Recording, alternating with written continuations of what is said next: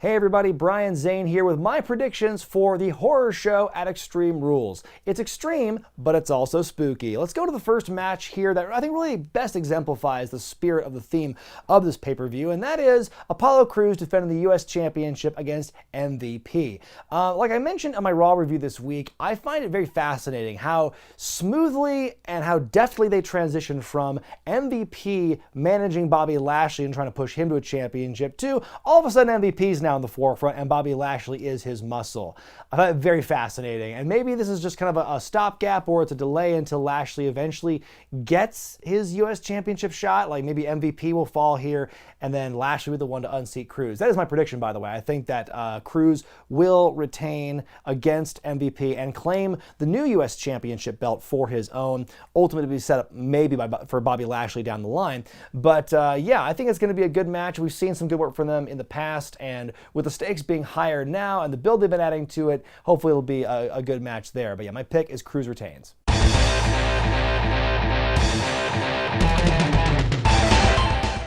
Bayley defends the SmackDown Women's title against Nikki Cross.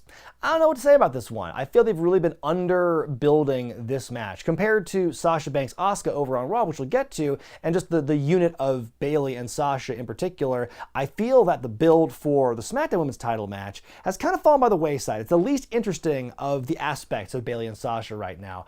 I think Bayley's going to retain, and moving on to the next match, we're just going to go right on to the Raw Women's title, Asuka defending against Sasha Banks.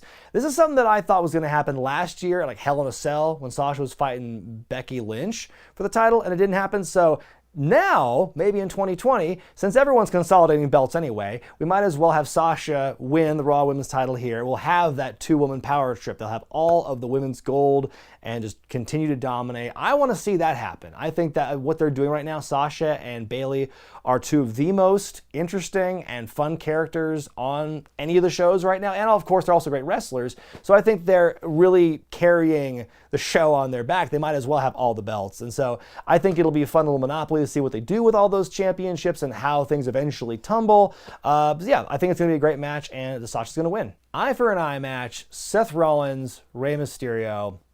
I mean, what can you say about this match? I mean, the build has been okay. I think that Seth and Rey have been able to take what's a very silly concept and make it somewhat compelling on Raw. This whole gouging the eyes out thing and all that. I think, they promised someone's losing an eye, and it's going to be, CGI or prosthetics or something. I want to see someone lose an eye. I want to see someone squish it, step on a tight shot of the eyes, go like a great. I think it's going to be a good match, but then the whole point is to gouge people's eyes out. It's crazy. This PG product can offer something like that. It's amazing.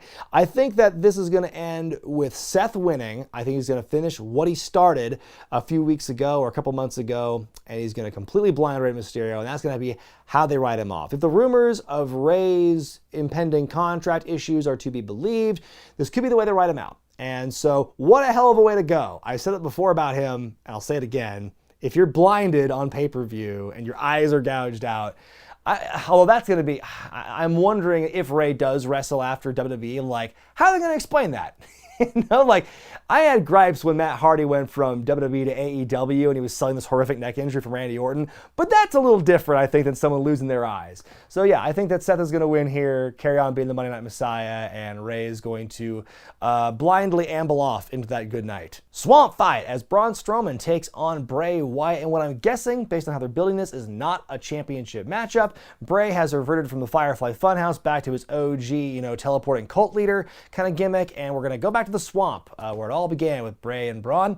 And the way I see this playing out is exactly what happened after WrestleMania 33 when Orton beat Bray for the championship. Then at Payback the next month, they had that House of Horrors fight where it was for the title and then it wasn't, and that allowed Bray to win. So he got the moral victory against Orton, got his win back, but it wasn't for the championship. So really, what did it prove?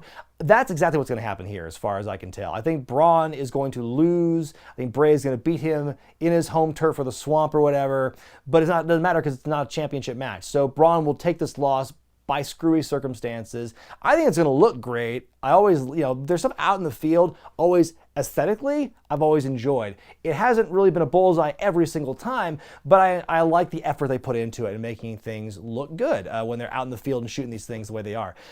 So I think that this will be an interesting tale, and I'm sure we'll see some interesting jump scares and cameos and teleportation and stuff like that.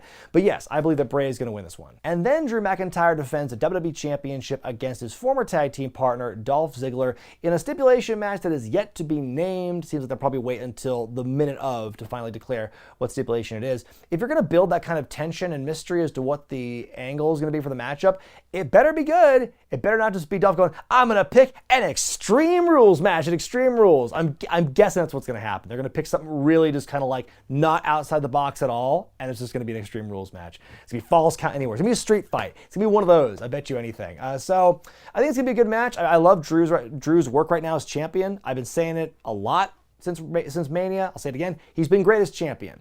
It sucks that he's not been able to do it in front of like a big live crowd, but I think I've been really enjoying his work on promos and in matches. And Dolph is Dolph, and you could always, get a good match out of him. I think they're going to do great, but I think that Drew's going to win here. It's going to be a nice little placeholder thing. Dolph is the pre-SummerSlam placeholder championship feud guy, it seems. That's his role. So there's no way. There's no way he's going to win here. And like, if he does, I'm going to play this clip back and be saying, there's no way. And then I'll go, I can't believe there was a way. But there's no way. I don't think Dolph is going to win this one. But those are just my humble picks, folks. Let me know what you think is going to happen at the Horror Show at Extreme Rules in the comments section below. And I'll see you on the other side Sunday night or Monday morning for my Extreme Rules review. I'm sorry, the Horror Show at Extreme Rules review.